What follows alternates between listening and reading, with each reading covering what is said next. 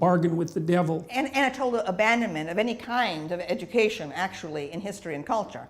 Right, it's gone along with it. That is the transformation into a cafeteria kind of a menu, okay, where you can pick this course or that course or this course without any kind of guidance from the university about a central core curriculum that teaches you history and chronology and introduces you to the basics, right? Because our professors are such prima donnas, they can only teach in their little areas. So we have this total fragmentation, okay? The great art history survey courses are being abandoned steadily. Okay? Why? Because graduate students are not trained to see the great narratives, because we are taught now that narratives are false. Okay, so that's another issue that I'd like to bring up, because one of the things I cannot figure out is the alliance between the postmodernists and the neo-Marxists.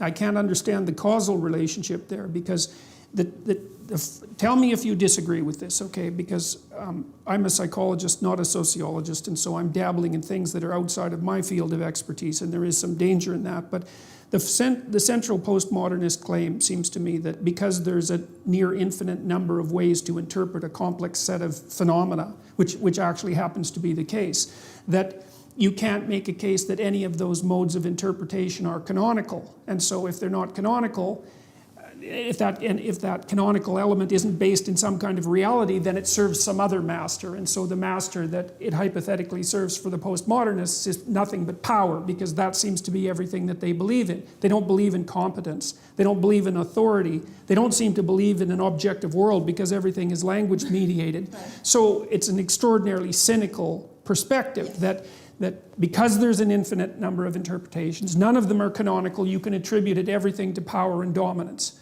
Okay, so does that seem like a reasonable summary of the postmodern? Yes, exactly. Okay. So it's a radical relativism. Okay, it's a radical relativism. Now, but the strange thing is, and so what goes along with that is the demolition of grand narratives. And so that would be associated, for example, with the rejection of thinkers like Jung and Erich Neumann, because of course they're foundational thinkers in relationship to the idea that there are embodied grand narratives. That's never touched. But then, despite the fact that the grand narrative is rejected, there's a neo-Marxism that's tightly allied with postmodernism that also seems to shade into this strange identity politics. And two things. I don't understand the causal relationship there. Like the skeptical part of me thinks that postmodernism was an intellectual camouflage for the continuation of the kind of pathological Marxism that produced the Soviet Union, and that has no independent existence as an intellectual field whatsoever.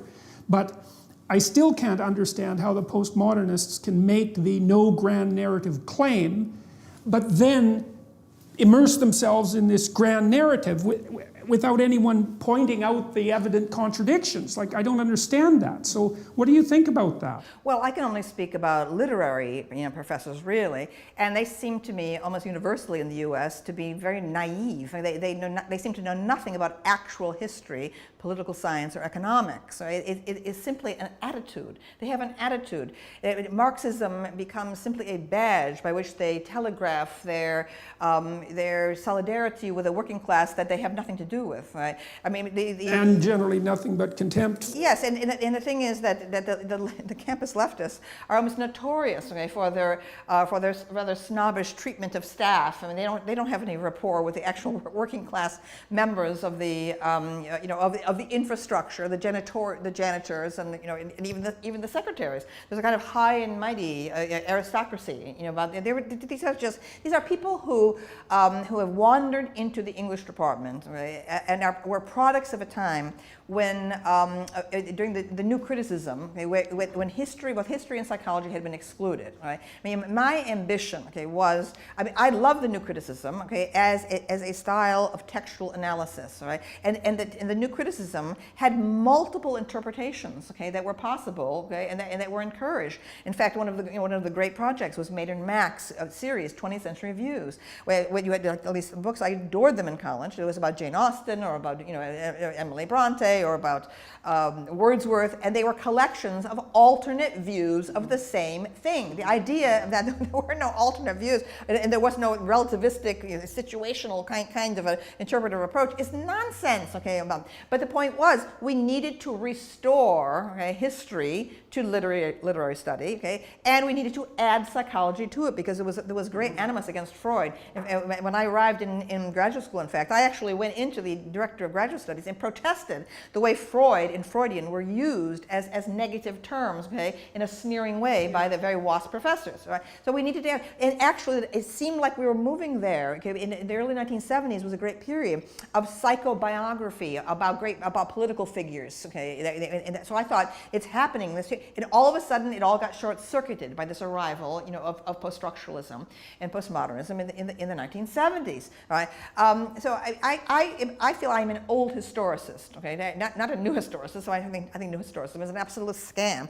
Right? And it's just a way. It's like tweezers. You pick a little bit of this, a little bit of that, a little bit of that. You make a little tiny salad. Okay, and somehow this atomized thing, okay, is supposed to mean something. It's all to me very superficial, very cynical. Very distant. I am the product, okay, of old historicism, of German philology. At its height, my first choice of a profession when I was a child was Egyptology, archaeology.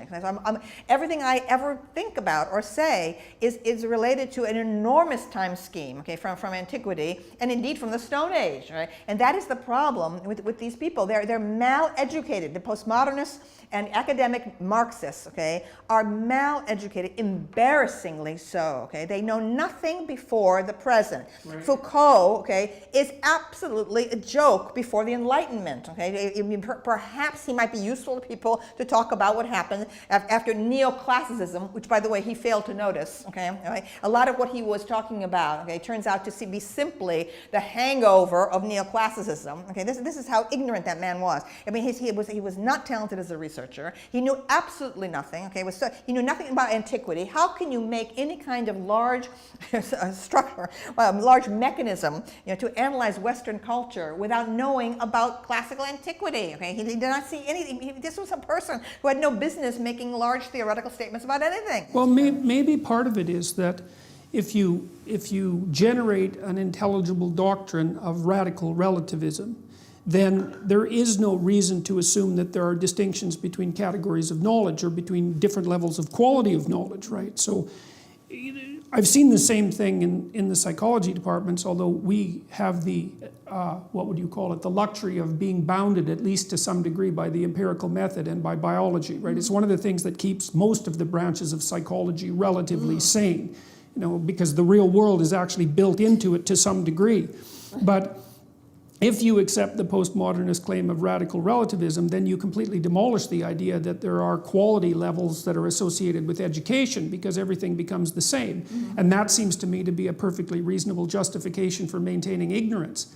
Like Foucault, I actually found him the most readable of the Lacan, Derrida, Foucault triad. You can read Foucault. I read Madness and Civilization and a couple of his other books, and I thought that they were painfully obvious. The idea that mental disorder is in part a social construct is self-evident to anybody who has even a smattering of psychiatric training. I mean, the real narrow medical types tend to think of a mental disorder, let's say, as something that might be purely biological. They have a pure disease model, but nobody who's a sophisticated thinker ever thinks that. It's partly because medicine is a brand of engineering, not a brand of science, because it's associated with health, and the diagnostic categories are hybrids between physiological observation and sociocultural condition. Everyone knows that, and so when I read Madness and Civilization, I thought, well, that's not radical, that's just bloody self-evident.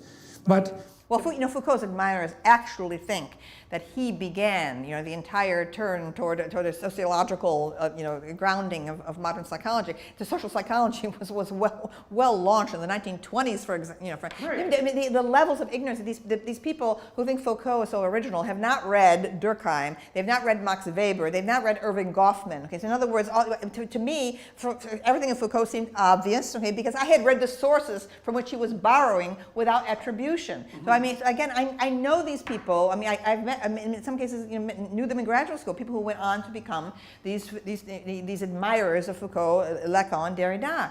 And I know what their training was. Their training was purely within the English department. That's all they ever knew. They never made any research outside of that, right? And so the idea, Foucault is simply this a mechanism. It's like a little tiny kit by which they can approach everything in culture, but the contortions of language, the deliberate, labyrinthine, elitist language, at the same time as pretending to be a leftist. Okay, this is one of the biggest frauds ever practiced. So I got a story to tell you that you might like, because I've thought a lot about that use of language, you know, because language can be used as camouflage. And so here's the story. I think I got this from Robert Sapolsky. So he was talking about zebras, and zebras, of course, have stripes, and hypothetically that's associated with camouflage, but it's not a straightforward association, because zebras are black and white and they're on the veldt along with the lions. The lions are camouflaged because they're grass colored, but the bloody zebras are black and white. You can see them like 15 miles away. So, okay, so biologists go out to study zebras, and they're like making notes on a zebra, and they watch it, and then they look down at their notes, and then they look up and they think, uh-oh, I don't know which zebra I was looking at. So the camouflage is actually against the herd, because a zebra is a herd animal, not an individual. And so the black and white stripes break up the animal against the herd, so you can't identify it. So this was a quandary for the biologists, so they did one of two things. One was drive a jeep up to the zebra herd and use a dab of red paint and dab the haunch of the zebra, or tag it with an ear tag like you use for cattle. The lions would kill it. So as soon as it became identifiable, the predators could organize their hunt around that identifiable animal. That's why, you know, there's the old idea that lions and predators take down the weak animals, but they don't. They take down the identifiable animals. So that's the thing, is if you stick your damn head up, you get picked off by the predators. And so one of the things that academics seem to do is congregate together in herd-like entities, and then they share a language, right? Yes. And the language unites them, and also keeps them, as long as they share the same set of linguistic tools among themselves, they know that there isn't anybody in the coterie that's going to attack them or destabilize the entire herd. Yes. And that seems to me to account for that impenetrable use of language. It's group protection strategy, and it has absolutely nothing to do with the search for, it's the search for security within a system and not the desire to expand the system. So true.